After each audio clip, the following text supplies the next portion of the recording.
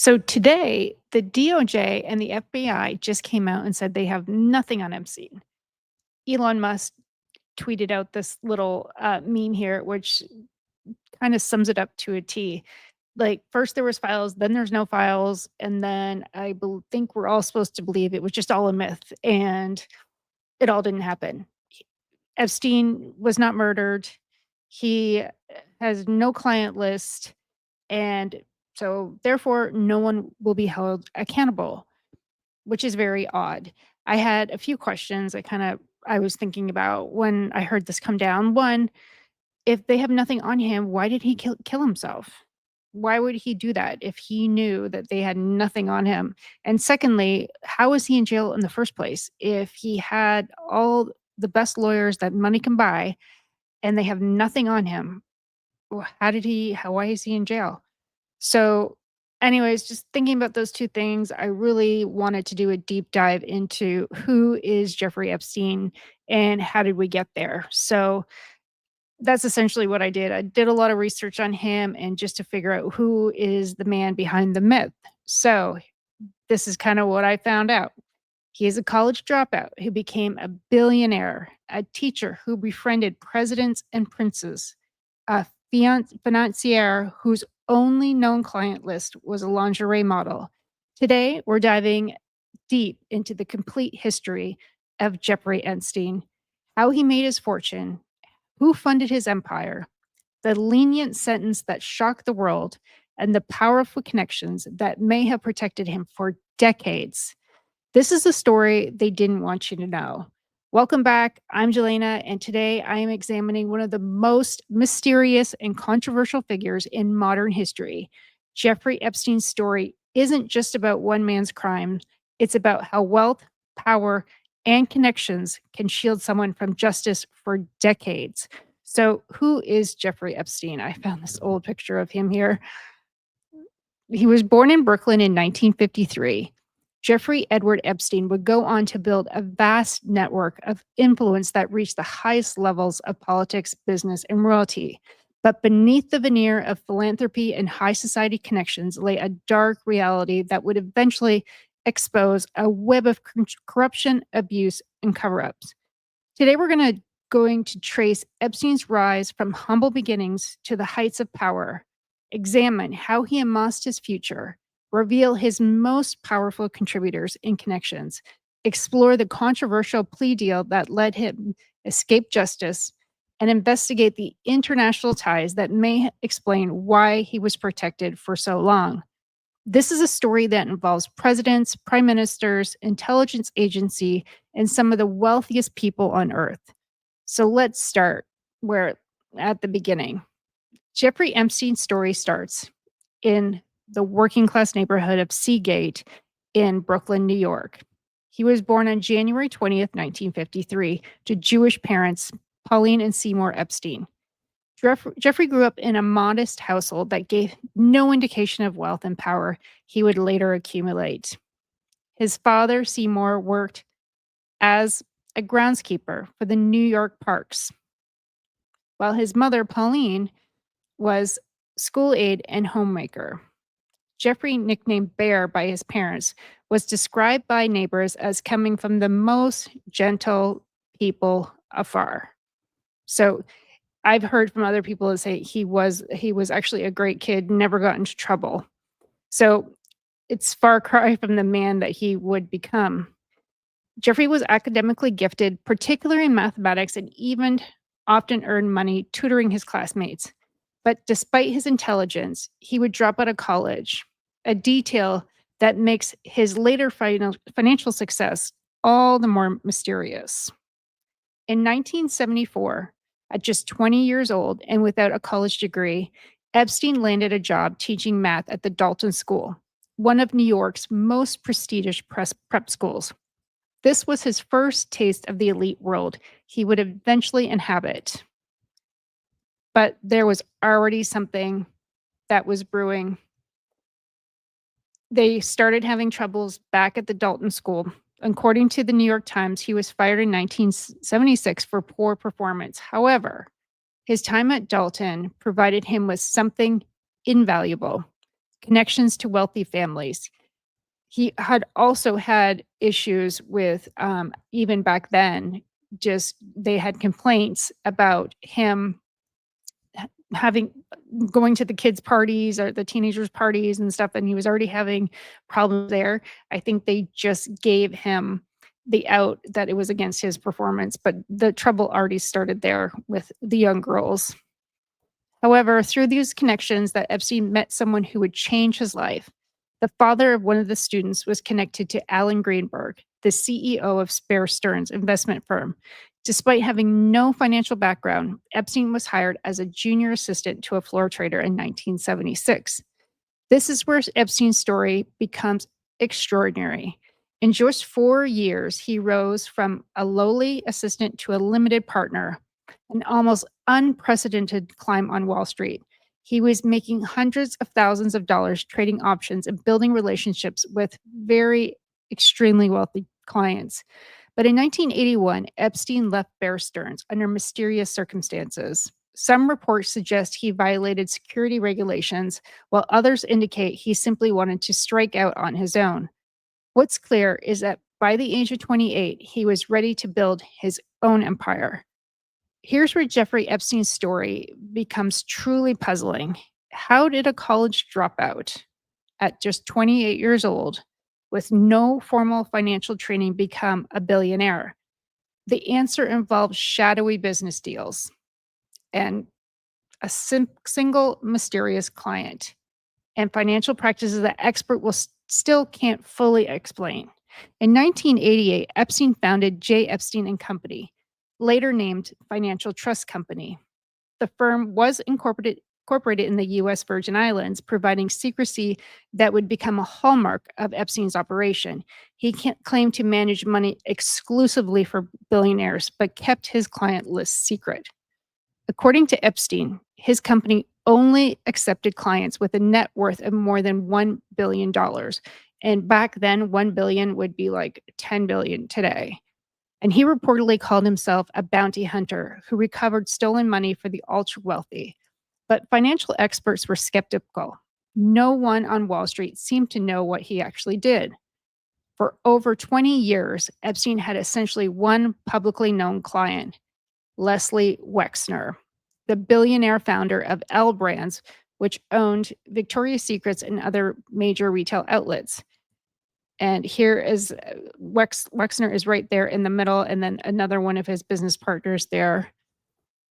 So the relationship was the cornerstone of Epstein's wealth and influence. The extent of their relationship was extraordinary. Epstein wasn't just managing Wexner's money, he had power of attorney over his finances, bought and sold properties on his behalf, and even acquired Epstein's Manhattan mansion directly from Wexner for far below the market value. But here's what's puzzling. Multiple financial publications, including Forbes and New York Magazine, question whether Epstein was actually as wealthy as he claimed.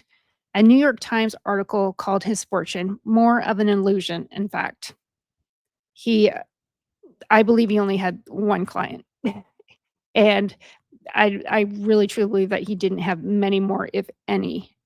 So think about it. If you're managing money for just one billionaire, how do you become a billionaire yourself? The math doesn't add up unless you are either stealing from your client, earning impossible high fees, or getting money from somewhere else entirely. This brings us to one of the most controversial theories about Epstein's wealth in 2008.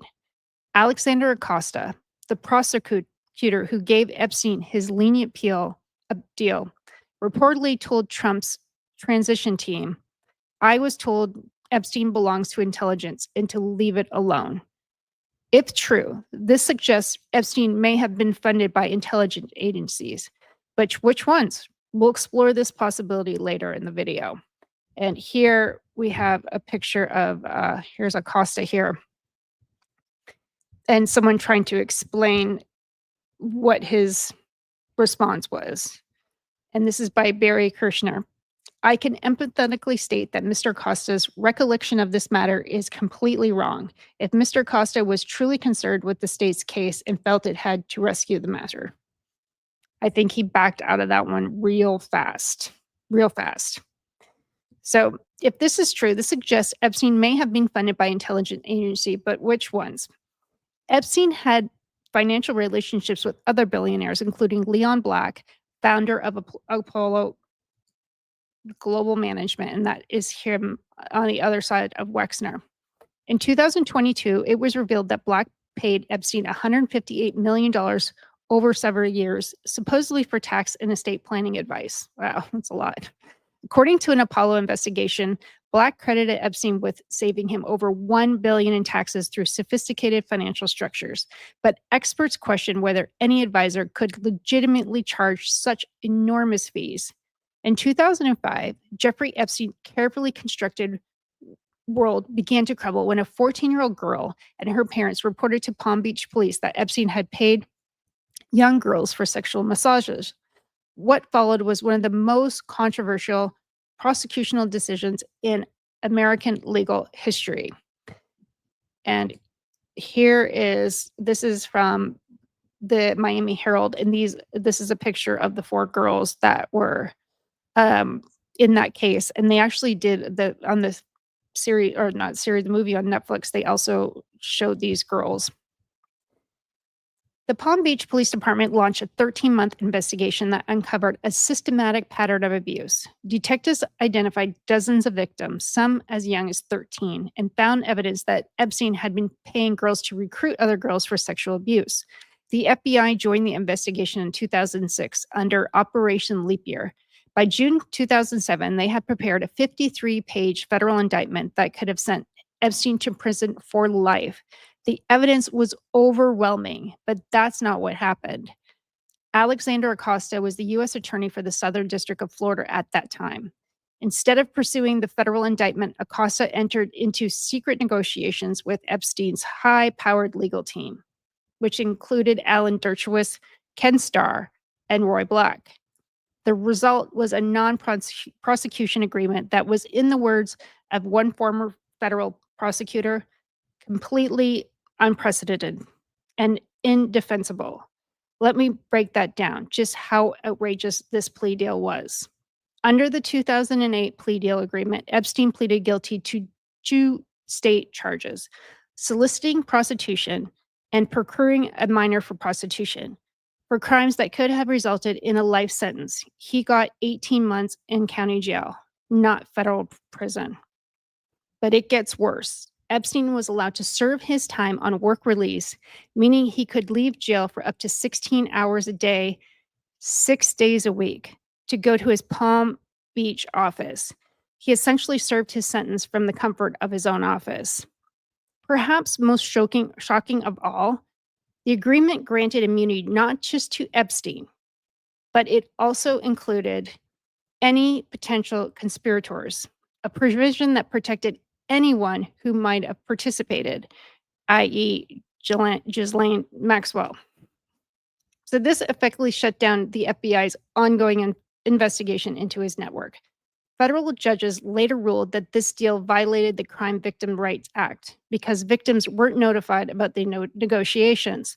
The whole thing was done in secret, with prosecutors actually misleading victims about the status of the case. And which is very sad, is just see those young girls, innocent girls' faces. Is just unbelievable that he got nothing for that. So why did Acosta agree to such a lenient deal? He later claimed he was told to back off because Epstein belonged to intelligence. In 2019, Acosta said intelligence officially told him the case was above his pay grade. And 2020 Justice Department investigation concluded that Acosta showed poor judgment, but found no evidence of corruption. However, many questions remain unanswered, including what intelligence agency might have protected Epstein and why. The victims and their attorneys were outraged. They filed lawsuits challenging the deal and demanding accountability. Some victims described feeling betrayed, not just by Epstein, but by their own government and their whole police system, which they were. One victim's attorney said there was a case that should have been prosecuted to the fullest extent of the law. Instead, it was swept under the rug to protect powerful people. Jeffrey Epstein's true power came not from his wealth alone, but from his vast network of connections to some of the most influential people in the world, from presidents to princes, from tech moguls to media titans. Epstein cultivated relationships that provided him with protection and legitimacy for decades. Two former US presidents were notably connected to Epstein. Bill Clinton flew on Epstein's private jet, nicknamed Lolita Express, more than 20 times, according to flight logs. He also had a picture of Clinton in Monica Lewinsky's dress above his desk at his home office, which I thought was also very weird. So these trips included visits to Africa, Asia, and Europe, often with other high-profile passengers. According to court testimonies, Epstein once told an associate that Clinton likes them young, referring to girls. Clinton has denied any wrongdoing, of course, and he said he had no knowledge of Epstein's crimes. He had no idea. No idea. Donald Trump also had a long relationship with Epstein. And there they are together. In a 2002 interview, Trump called Epstein a terrific guy and said he likes beautiful women as much as I do, and many of them are on the younger side. The video from 1992 shows the two men partying together at Mar-a-Lago, and this picture is from that night in Mar-a-Lago. Trump later claimed he banned Epstein from Mar-a-Lago for inappropriate behavior towards young women, though the timeline of his alleged ban is disputed. Perhaps Epstein's most notorious connection was to Britain's Prince Andrew. Court documents and witness testimonies describe multiple occasions where the prince allegedly engaged in sexual activity with Virginia Jeffrey. There's Jeffrey, who was 17 years old. The allegations against Prince Andrew became so damaging that he was essentially forced to step back from royal duties. In 2022, he settled a lawsuit with Jeffrey for an estimated £12 million, though he admitted no wrongdoing. He also went on and did that show and tried to explain himself, and he just was sweating profusely. It was even hard to watch. Epstein has cultivated relationships with tech leaders, including Bill Gates. Gates met with Epstein multiple times after Epstein's 2008 conviction, allegedly seeking help with philanthropic fundraising. In 2021, Gates admitted it was a huge mistake to spend time with them. The question is, why were so many powerful people willing to associate with a known sex offender? Was it naive ignorance, or did Epstein offer something they couldn't get elsewhere? Epstein also donated millions to scientific institutions, including Harvard, MIT, and other prestigious universities.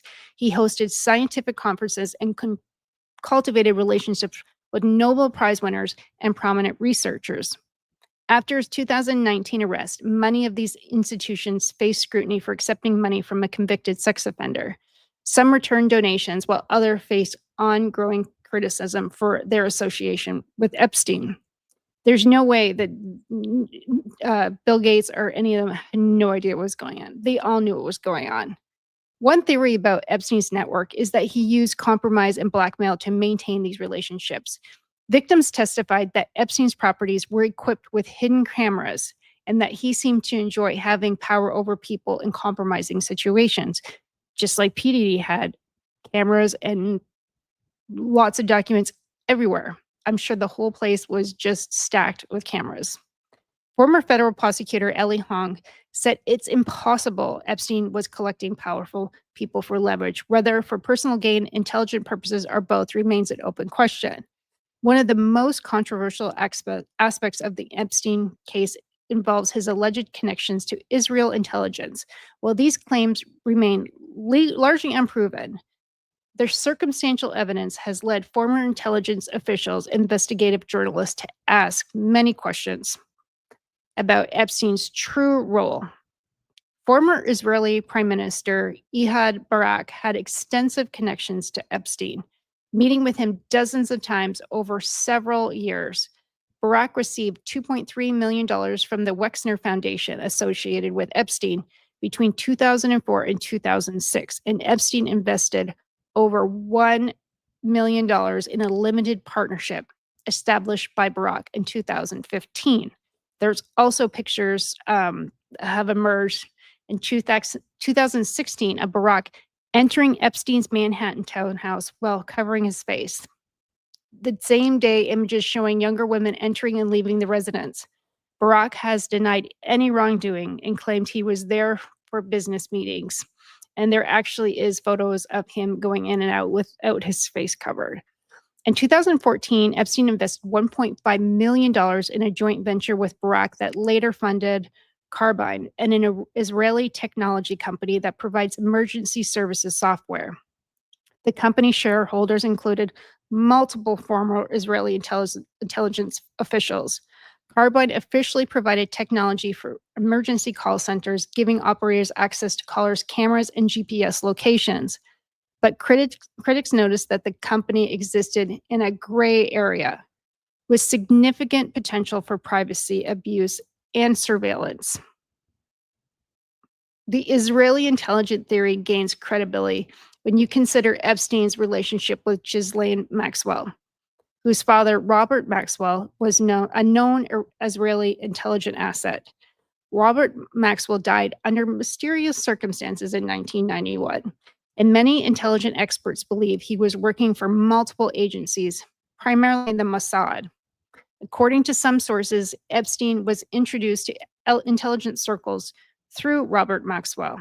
An assistant of Epstein's reportedly stated that he got his start in finance through Robert Maxwell, though these claims are very, very difficult to prove.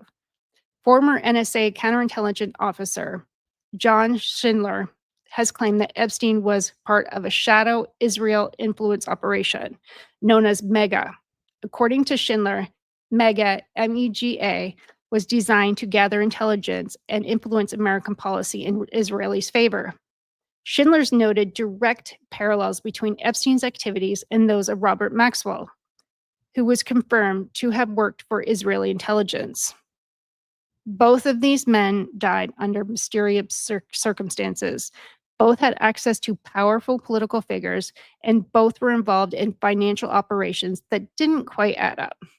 Former Israeli intelligence operative Ari Ben Menashe has alleged that Epstein and Ghislaine Maxwell were running a honey trap operation for Israel intelligence, providing young girls to prominent figures and then blackmailing them. In his book, Epstein, Dead Men Tell No Tales, Ben Menashe wrote, "It could be embarrassing, but it's not a crime. But a fucking 14-year-old girl is a crime." And he was taking photos of politicians, fucking 14-year-old girls. If you want to get it straight. Wow. This brings us to Alexander Acosta's claim that he was told Epstein belonged to intelligence. If Epstein indeed an Israeli intelligence asset, it would explain the most remarkable thing. The protection he received from the U.S. law enforcement for decades and decades. The U.S. and Israeli have extensive intelligence cooperation agreements. If Epstein was providing any valuable intelligence on American political figures, it's impossible that protecting him was seen as serving broader U.S.-Israeli strategic interests. What's particularly troubling is how many questions remain unanswered. Epstein's connections to Israel intelligence figures are documented, but the full extent of any operational relationships have been classified or hidden. The fact that Epstein avoided serious consequences for decades, despite multiple investigations by federal law enforcement, suggest he had protection from very, very high levels. The Israeli intelligence connections provide one possible explanation for that protection, and he's still being protected today, even when he's dead. Jeffrey Epstein's seemingly untouchable status finally crumbled in 2019, thanks to a Miami Herald investigation that brought his crimes back into the spotlight. But even his arrest and subsequent death raised more questions than answers. Investigative reporter Julie K. Brown published a series of articles in 2018 that re-examined Epstein's 2008 plea deal and found new victims willing to speak publicly. Her reporting created public outrage that federal prosecutors could no longer ignore. And here's the one of the Prince and Virginia. Brown's investigation revealed that Epstein had potentially abused hundreds of girls, not just the 36 initially identified by the FBI. She also exposed how prosecutors had deliberately misled victims about the plea negotiations. And these are, again, back to the girls from Florida. On July 6, 2019, Epstein was arrested at Teterboro Airport in New Jersey and charged with sex trafficking conspiracies and sex trafficking of minors. This time, federal prosecutors in Southern District of New York were determined to hold him accountable. If convicted, Epstein faced up to 45 years in prison. The charges were nearly identical to those he had avoided in 2008, but this time there would be no sweetheart deal. On August 10, 2019, just over a month from his arrest, Epstein was found dead in his cell at the Metropolitan Correctional Center. The official cause of death was ruled suicide by hanging, but the circumstances raised immediate suspicions. The problem with the official narrative are numerous. Epstein had been taken off suicide watch just days before his death. Both guards assigned to watch him were asleep during the critical hours. The security cameras malfunctioned, and his cellmate had been transferred just hours before his death. His cellmate also was in there for strangling someone. He was supposed to be, his nickname was the Strangler. Independent forensic pathologist Michael Baden, also who's observed the autopsy, said Epstein's injuries were more consistent with homicidal strangulation than suicidal hanging. The broken bones at Epstein's neck were extremely unusual for suicide victims. Whether Epstein killed himself to avoid facing justice or was killed to prevent him from revealing his secrets may never be known. What's clear is that his death ensured that many powerful people would never face questions about their relationships with him. Epstein's death didn't end the story. His accomplice, Giselle Maxwell, was arrested in 2020 and sentenced to 20 years in prison. In 2022, civil lawsuits continue and victims are still seeking justice and answers. But many of the most important questions remain unanswered. How did Epstein really make his money? Who funded his operation? What intelligence agency, if any, were involved? And how many other powerful people are complicit to these crimes? And how many people that weren't held accountable will continue to do this is also another question. Jeffrey Epstein's story is ultimately more about the man's crimes. It's about how wealth and power can corrupt justice, how elite networks can protect their own, and how intelligent operations can blur the lines between national security and criminal activity. Epstein's case exposed fundamental flaws in our justice system for decades. His wealth and connections allowed him to abuse children with impunity. When he was finally caught, prosecutors gave him a deal that shocked even the experienced legal observers. The fact that it took a newspaper investigation to bring Epstein to justice rather than the combined efforts of the FBI, the DOJ, and other law enforcements. These agencies' lack of accountability just raises so many questions about who our justice system really serves. The allegations about Epstein, his intelligence connections remain largely unproven, and they will remain unproven, and they'll try to get dismissed now, especially since there's no evidence anywhere. Too many former intelligence official prosecutors and investigators have suggested that Epstein was more than just a wealthy predator. If those allegations are true, it means the intelligence agencies may have enabled the abuse of children for the sake of gathering compromising information on political figures. It's so unfortunate that so many young girls were affected by this. It's just unfathomable. it's just horrifying if anyone believes in the justice system and the protection of innocent. Jeffrey Epstein died taking his secrets with him, but his story continues to raise critical questions about power, corruption, and accountability in our society. The victims deserve justice, and the public deserves answers. And the public, as of today, we're not going to get any answers. And I don't think they're going to wash this and put this underneath the carpet and hope that no one ever talks. We're just supposed to pretend like none of this happened. So, guys, let me know what you think about Epstein's connections to higher intelligence agencies. Do you believe the official narrative about his death? Let me know in the comments, and don't forget to subscribe for more investigations into stories that shape our world.